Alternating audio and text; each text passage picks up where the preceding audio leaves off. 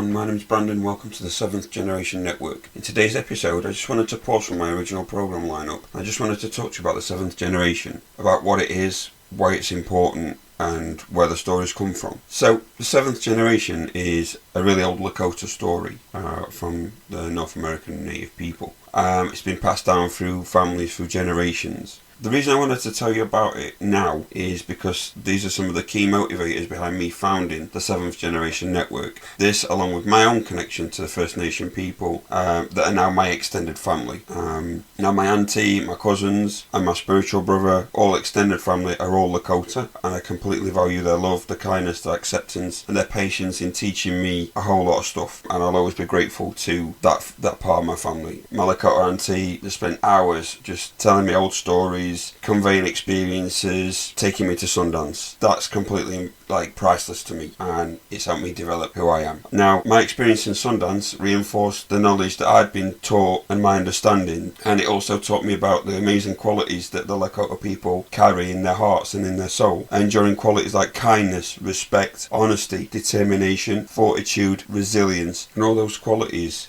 just really echoed and resonated with me, and it really encouraged me to speak out about my experiences, my perspective on the world, my concerns, and why I think we should be more unified and be kinder to each other. And these really stuck out with the stories that come from the Lakota people. Most notably are stories from an Oglala Lakota leader called Crazy Horse. Now, his words were so inspiring that they've been carried forward by the Lakota people to today. He's quoted as saying, "The Red Nation shall rise again. It will be a blessing to a sick world, a world filled with broken promises, selfishness and separation, a world longing for light again. I see a time of 7 generations when all the colours of mankind will gather under the sacred tree of life, and the whole earth will become one circle again." Now, I also wanted to say a quick thank you to the redroadproject.com for the inclusion of this quote by Crazy Horse on their website, and all the other information that they've been so gracious to put on there. And another message of the 7th generation came from another highly regarded Lakota elder called Black Elk. In the late 1800s, when he was a small boy around the age of 9, he became very ill and had a near-death experience. Now, during this time, a vision was given to him, and he saw that a great suffering would be placed upon the native people. In his vision, he'd seen war, sickness, and other fates placed upon his people, and at a time of the 7th generation, people from all nations would take a stand for their relatives, the animals and plants, and the earth. He also saw the great tree, and that the reuniting of people would not only be his people, the Lakota, but all peoples of Mother Earth. Thank you again to the redroadproject.com for their inclusion of this quote by Black Elk on their website. Now, these stories,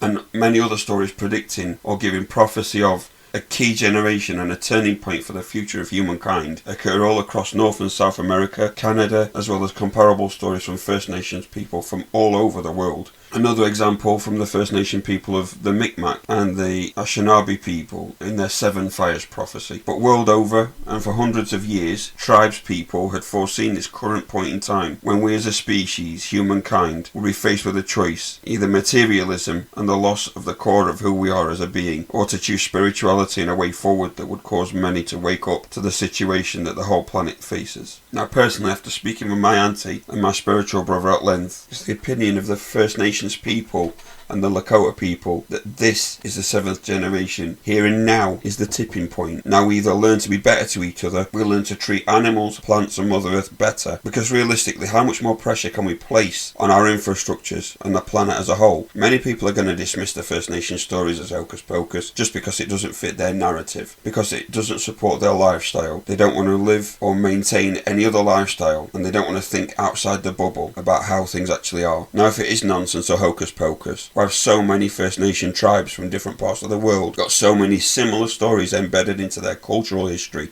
so many stories passed down through families, through generations, so many stories that have crossed the globe fall on deaf ears. Now, one of the key points in many of these First Nation stories is the choice that humanity has to make, a choice between materialism and spirituality, and at the centre of this is a key question: how much do you respect yourself, your family, your colleagues, strangers, animals, and Mother Earth? Currently, in modern society, it's completely throwaway. The culture we're creating creates massive amounts of waste and depletes resources on an absolutely epic scale. First Nation people have never faced this issue and only ever took what they needed and nothing more. Their resources were shared and nobody went without, therefore crime was minimal. The way that they achieved this was respect. The reason it worked so well is that they viewed the planet Mother Earth as alive and afforded the Earth respect and kindness, and the way the earth was treated, the same as any other person, any other fellow human being, animal or plant. This worked for generations and it continues to work for them. Unfortunately, odds are stacked against First Nation people, so for all the good and respect that they give back to Mother Earth, the Western and modernised worlds create exponentially more damage. Now bear that in mind when we need to be kinder to each other, kinder to the planet, kinder to animals, plants, trees, and we need to be more conscious about what we do. Remember, we're a family, we need to be kinder, and until next time, peace out, one love.